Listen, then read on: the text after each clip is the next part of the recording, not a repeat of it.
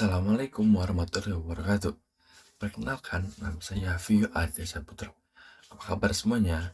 Kali ini saya akan membawakan sebuah resensi buku yang cukup populer di kalangan remaja, yaitu Goosebumps series 2000s yang bertemakan Headless Halloween karya R.L. Stine.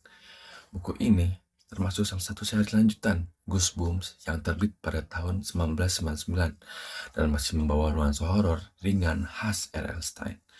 Nah, mari kita bahas mulai dari latar belakang, penulis, sinopsis, analisis, sampai evaluasi dan penutupnya. Oke, yang pertama adalah latar belakang. Yang latar belakang ini, penulis buku ini adalah R.L. Stine, yang merupakan seorang penulis asal Amerika Serikat yang sering dijuluki Stephen King versi anak-anak. Ia dikenal sebagai seri Goosebumps yang mulai terbit pada tahun 1992. Gaya tulisannya sederhana, cepat, dan penuh ketegangan. The Halloween ditulis sebagai bagian dari seri Goosebumps 2000s yang khusus dibuat untuk memberikan cerita horor segar menjelang pergantian milenium. Tema Halloween dipilih karena dekat dengan anak-anak dan menjadi di Amerika. Dan Stan ingin menghadirkan cerita yang seram tapi tetap aman dan menyenangkan untuk dibaca oleh para baca yang menyukai tema tersebut. Yang kedua ada sinopsis buku.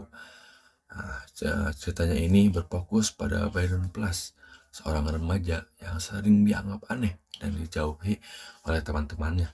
Saat malam Halloween, Brandon ingin membuktikan dirinya dengan ikut sebuah permainan, tapi permainan itu malah membuatnya masuk ke dunia aneh bersama sosok tanpa kepala. Dari situlah ketegangan dimulai.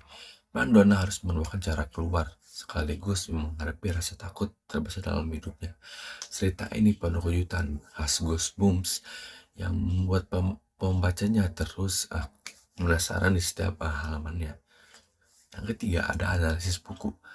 Buku ini menurut menarik karena menampilkan kisah yang relate dengan pembaca remaja.